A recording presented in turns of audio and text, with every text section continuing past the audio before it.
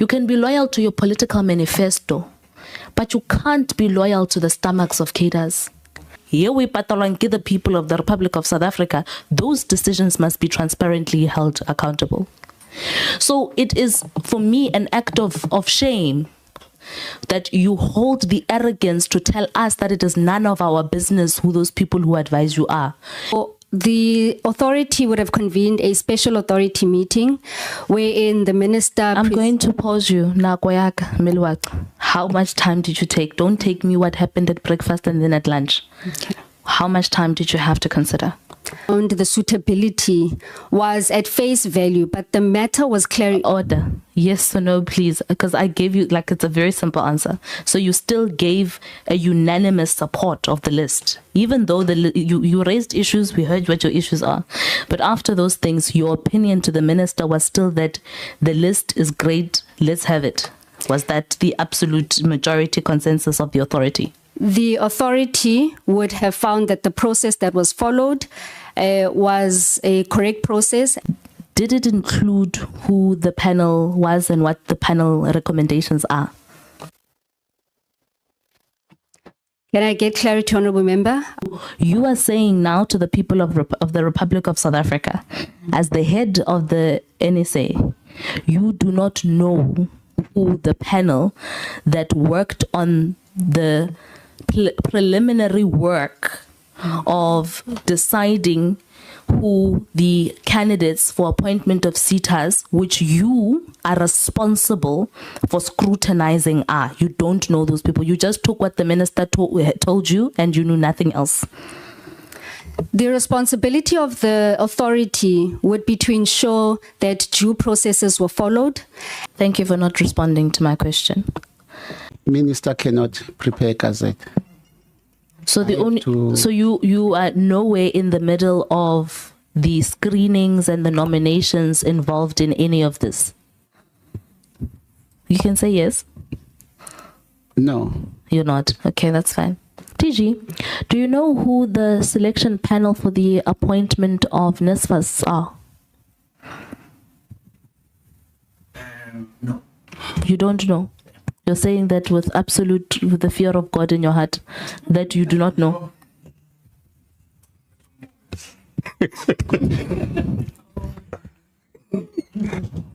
Yeah,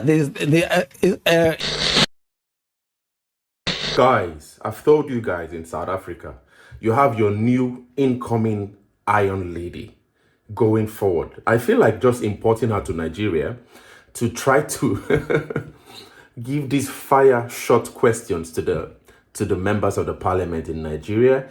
And actually, this is actually what the whole of Africa really needs. In Kenya, what Karabo Cacao of the DA is doing is actually what the Gen Zs in Kenya are doing. In Kenya, it is called Raya Active. There's a show actually about it. It means being an active citizen.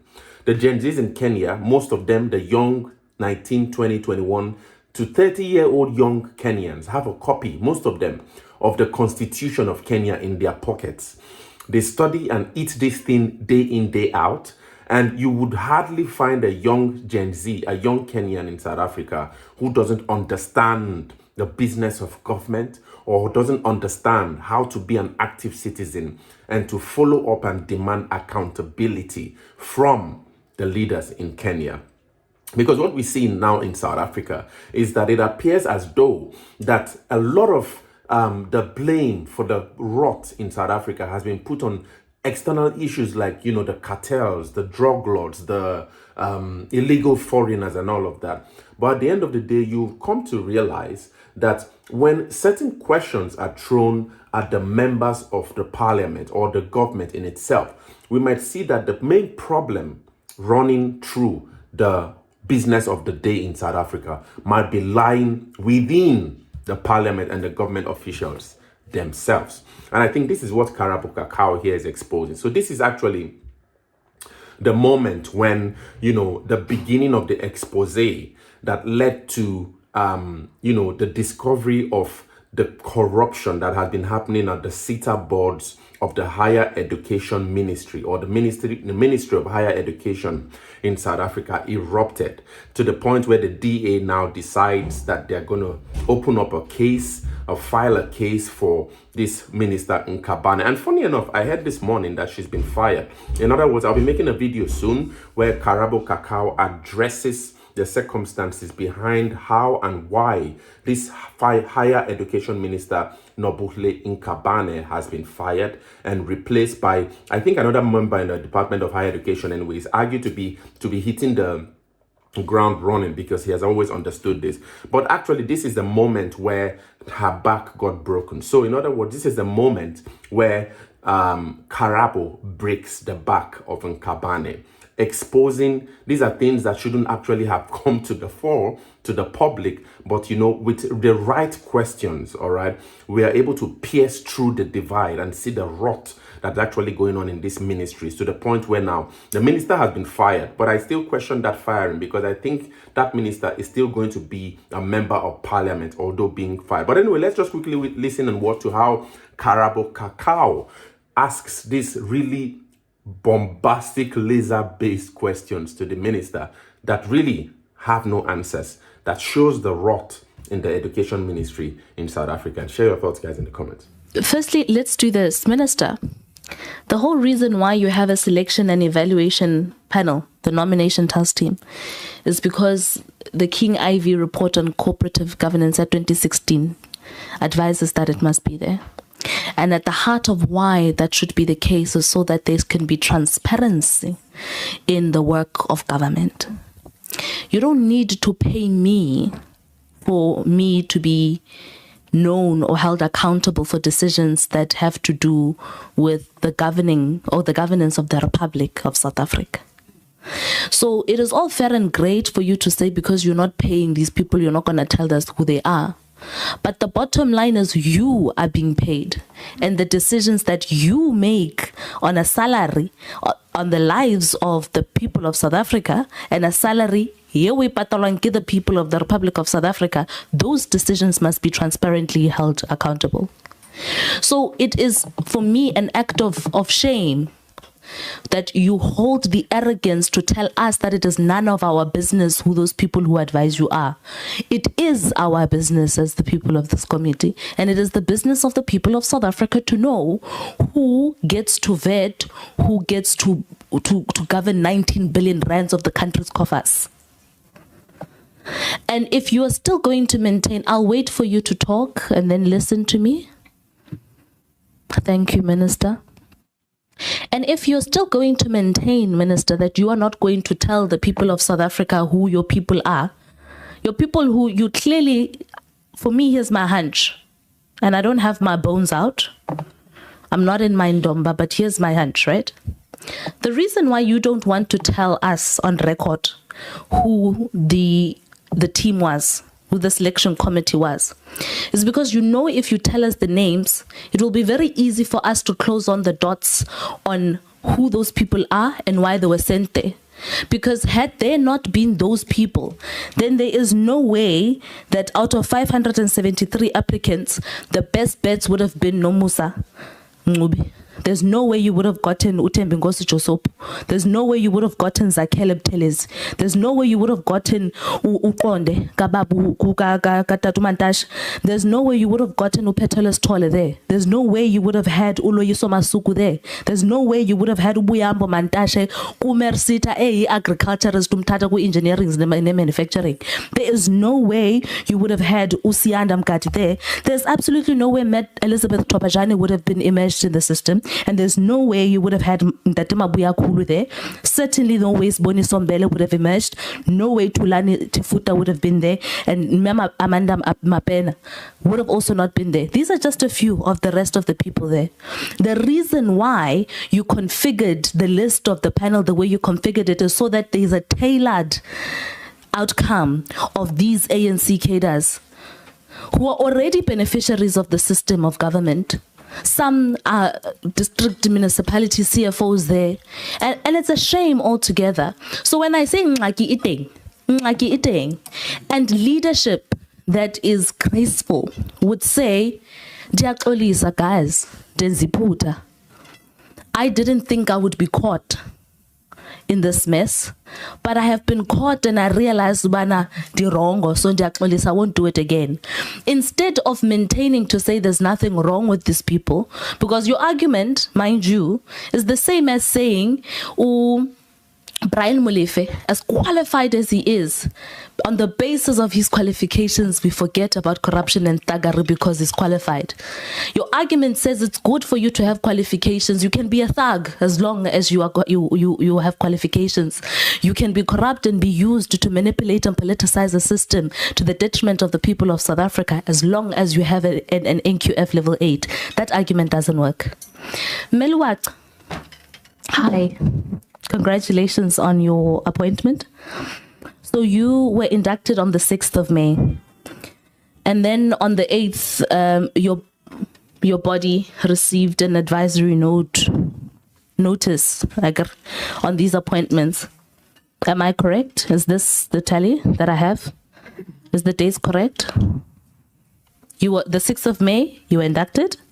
And then on the 8th of May, the advisory notice came out. Is that correct? In response to that question, the authority would have received a letter dated 4 May from the minister requesting a consultation with the authority regarding the appointment of the chairpersons of the accounting authorities. The induction took place on the 6th of May. The advisory note that was sent would have been sent on the 9th of May, 2025. Okay. Thank you. So then, how much time did you take as the NSA to consider the names?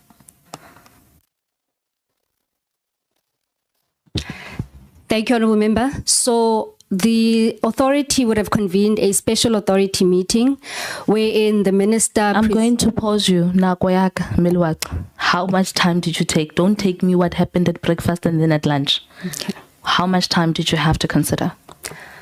The minister would have presented in the special authority meeting wherein she would have consulted with the authority on the appointment. So in terms of the timelines, the authority would have received the presentation from the minister. Thereafter, a decision was taken or a resolution was taken from the special authority meeting. Sana mhlambe ndibuza ngesiXhosa kile mosuthu ndizazama ndingasazi ngoba ndiphendule.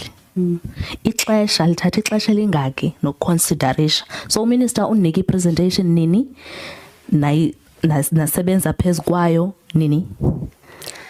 The minister would have presented in the special authority meeting. So the authority would have deliberated in that meeting. So you arrived, you got the same day you got the presentation in the meeting, you dealt with it and you moved on. That's what you're saying? That is correct, Honourable Member. Okay. In that meeting, was there anybody, including yourself, that had a problem with the composition of the appointments? So in the meeting, Honourable Member, we expressed our appreciation for the minister in consulting the authority as per the legislation. In terms of the process, the authority members would have equally commended the process that was followed insofar as the appointments of their chairpersons. There were issues that were raised, and I think this was further emphasized by the minister in terms of demographics. The authority felt that the recommendations were quite short on issues of demographics, young people, geographic representation, and by and large, at face value, that disjuncture or seemingly disjuncture between the experience vis-a-vis the sector in which those appointments would have been made. So those were ventilated, and the advice from the authority would have been that in future, that the ministry would need to look at these particular aspects that were raised and ensure that going forward that those matters are resolved. So you gave all of this to the minister and you listed that, right? But you said in future. So you said you're listing that, one, there's a problem with suitability as some of the case in some of the appointments. There's a problem on where the people come from and who the people are as far as demographic composition is concerned. But even though those are serious problems, we're giving you a thumbs up, continue and appoint these people. Thank you, Remember. So the issue around the suitability was at face value, but the matter was clear. Order. Yes or no, please. Because I gave you, like, it's a very simple answer. So you still gave a unanimous support of the list. Even though you raised issues, we heard what your issues are. But after those things, your opinion to the minister was still that the list is great, let's have it. Was that the absolute majority consensus of the authority? The authority would have found that the process that was followed was a correct process, and the authority would have approved or given the thumbs up to the minister. The report that the minister then gave to the authority on the composition of her desired list of candidates to fill positions, did it include who the panel was and what the panel recommendations are? Can I get clarity, Honourable Member? Are you... So obviously, so the minister's submission to you is based on the panel that shortlists and says this is the recommendation of who we think you should go. Were you privy to this composition of that panel? You're not. So you are saying now to the people of the Republic of South Africa, as the head of the NSA, you do not know who the panel that worked on the preliminary work of deciding who the candidates for appointment of SETAs, which you are responsible for scrutinizing, are. You don't know those people. You just took what the minister told you and you knew nothing else. The responsibility of the authority would be to ensure that due processes were followed, and that at the level of governance, that insofar as the process was commensurate with the legislation, we were satisfied that that particular process did indeed take place. Thank you for not responding to my question. Ntate Dlamini, Ngubane, what is your job?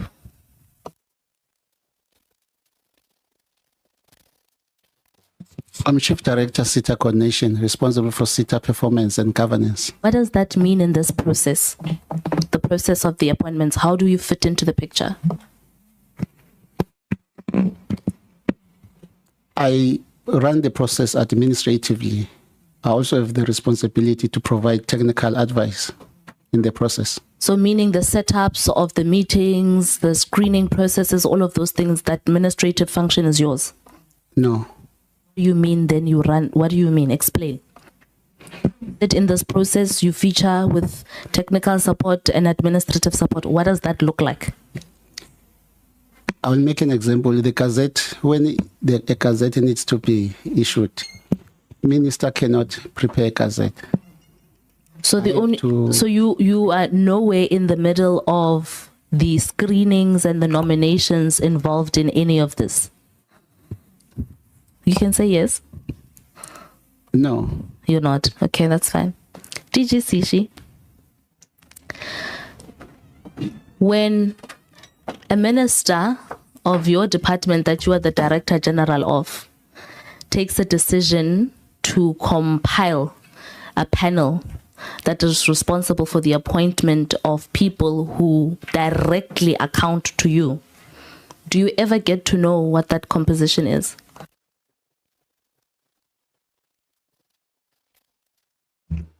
Thank you very much, Chair.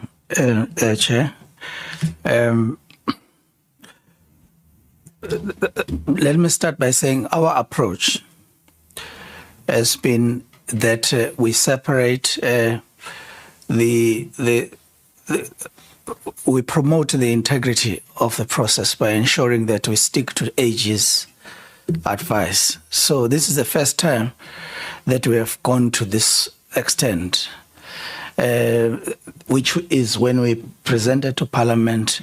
That's what we emphasized all that way up.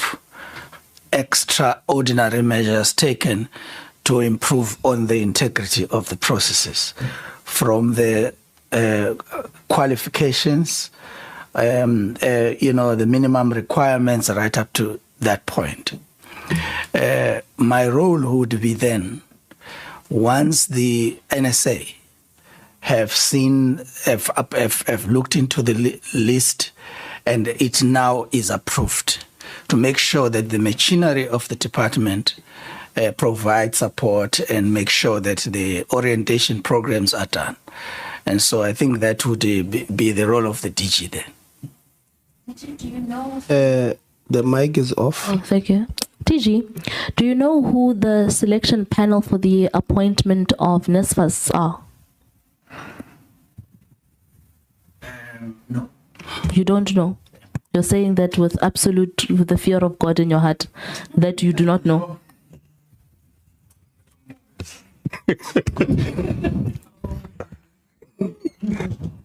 Yeah, yes, quite correctly, no. That's what I said. Okay.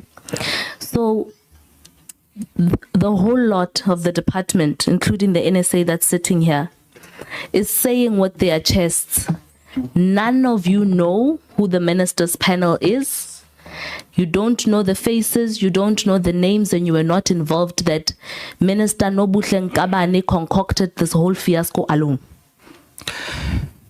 Chep, I trust you will not find me to be out of order if I say, in the past, whenever we were appointing panels, there's been problems that have been identified in the department. One of them is administrative inefficiencies in the department that would have concerned the minister, as she was determined to make sure that the integrity of this process is upheld. And so you would also see that even the processes of ensuring that there is an arm's length kind of panel that is going to make sure that these processes are looked into had to be such that we protect its integrity and there is no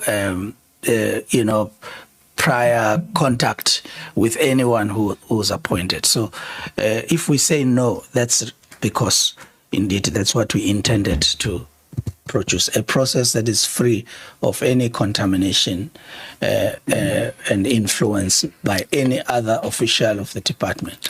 TG, you have a lot to say, but you're not really saying anything.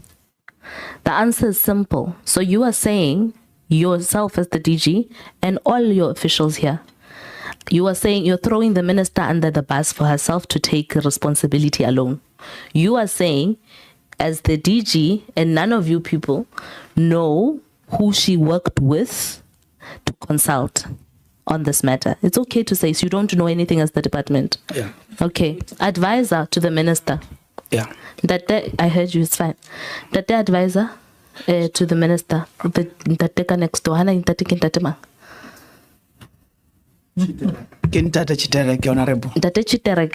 I correct that you hold the position of the advisor to the minister? That's correct. Okay. When who's the panel? There's no way you can be advisor to the minister and not know who the panel is. No. And you can't intervene. Nobody, I'm asking, I get everybody here introduce themselves, Chairperson, to say they're going to respond to questions. Each and every one of them must. Yeah, the advisors don't come to us. They don't. Yeah. Okay, so you're just here to, and you're not willing to just want to tell us out of public service who the people are. Okay, that's fine. That is okay. I was just trying my luck, and you're very touchy with the whole thing. It's sad, actually, but okay. No, it's okay. It's not a train smash. The issue, I want to conclude it because we're not going to go anywhere with this thing. We're literally not going to go anywhere because one, Minister NKABANE sees nothing wrong with a pool full of ANC loyalists from KwaZulu-Natal, comprising majority of the deployment list, because they're deployed. Number two, sees absolutely nothing wrong with the fact that the people of South Africa said they do not have trust in who these people are and the motives that they serve, or the real reasons why they want to serve in the seaters.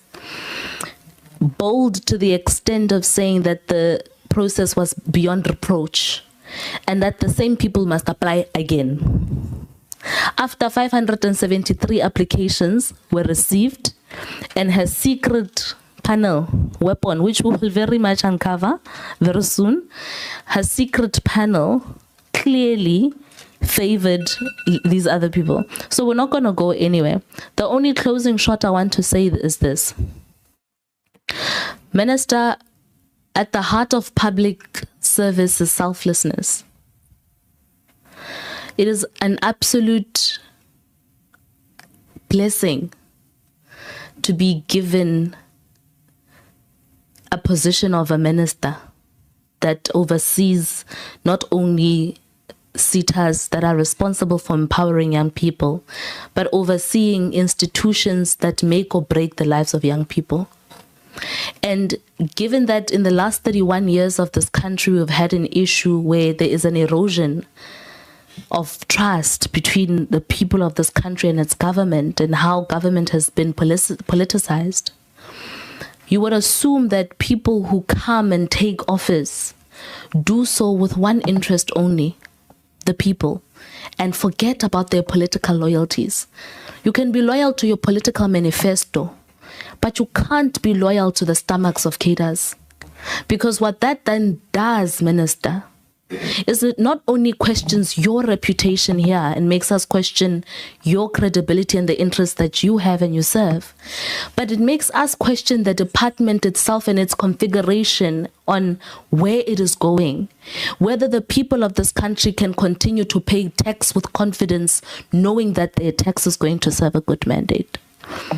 I just hope one day you're going to reconfigure your thoughts and be honest and transparent about who your panel is, particularly if you're going to expect us and the Republic to respect the recommendations of that panel.